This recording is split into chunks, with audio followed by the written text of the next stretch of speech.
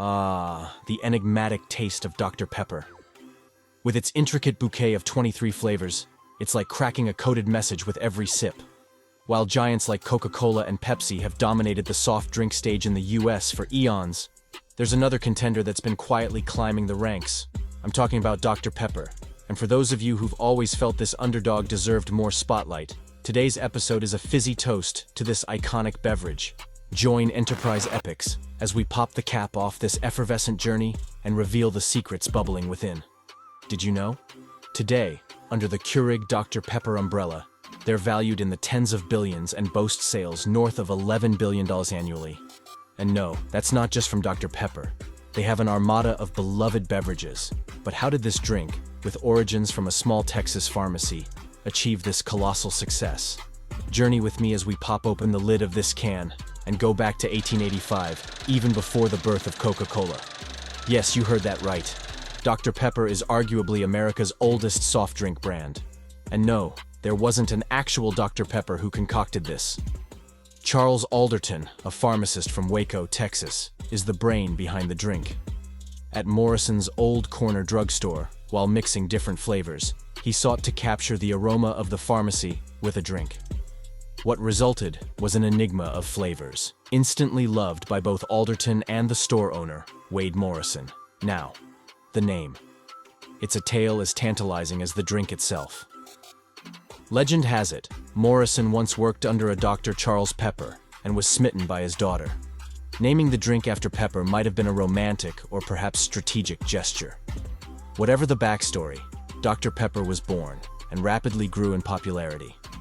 Before we fizz forward in time, if you're sipping this content and enjoying the bubbles of knowledge, consider subscribing to Enterprise Epics.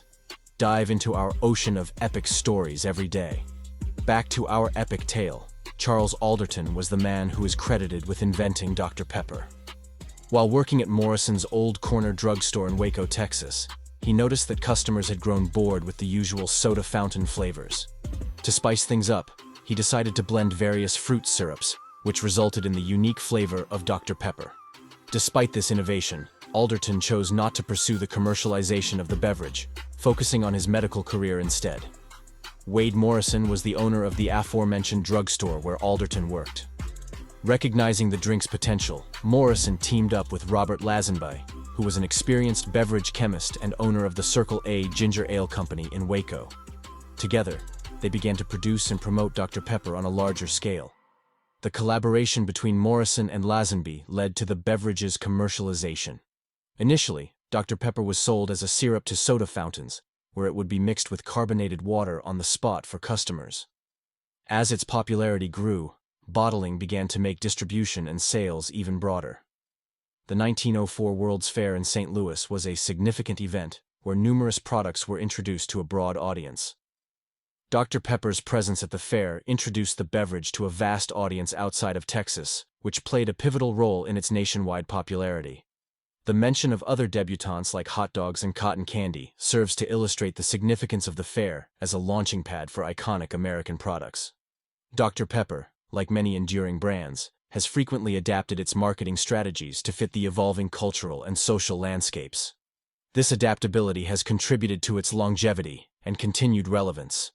The 10, 2, and 4 campaign was one of Dr. Pepper's most memorable and iconic advertising campaigns.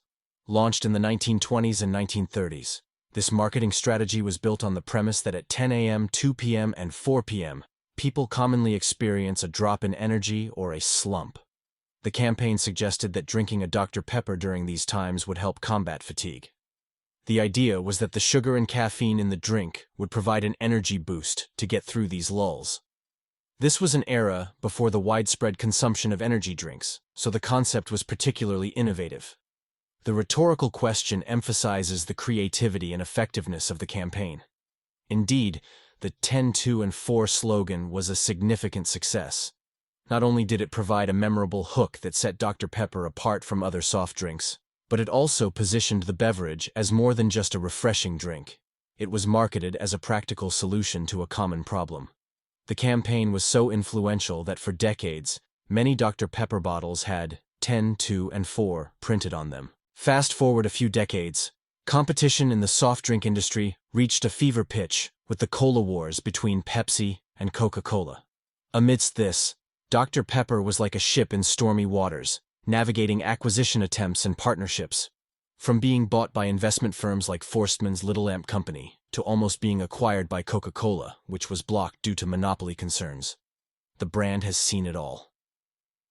The transformative moment came when Cadbury Schweppes took them under their wing. Cadbury Schweppes wasn't just about chocolates. Over the years, they'd strategically acquired beverage brands like Mott's, Canada Dry, Sunkist, Crush, A&W, and many more. Adding Dr. Pepper 7-Up to their roster elevated their market share to 16%. While that might sound modest, given the dominance of Pepsi and Coca-Cola, it was a significant leap. Dr. Pepper has had a fascinating corporate history. Cadbury Schweppes, primarily known for its confectionery products, had a significant presence in the beverage industry as well. In 2008, Cadbury Schweppes demerged its beverage holdings from its candy and chocolate business. The beverage unit was renamed Dr. Pepper Snapple Group, DPSG, to reflect its major brands. This move highlighted the prominence of Dr. Pepper within the company's portfolio, demonstrating its weight and value as a brand. In 2018, there was a significant shakeup in the beverage industry when Keurig Green Mountain, known for its single-serve coffee pods, announced its plan to acquire Dr. Pepper Snapple Group.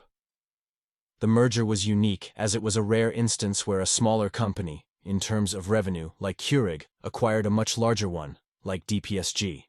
The deal was valued at $18.7 billion and resulted in the creation of Keurig Dr. Pepper, a beverage giant spanning various drink categories from coffee to sodas to juices.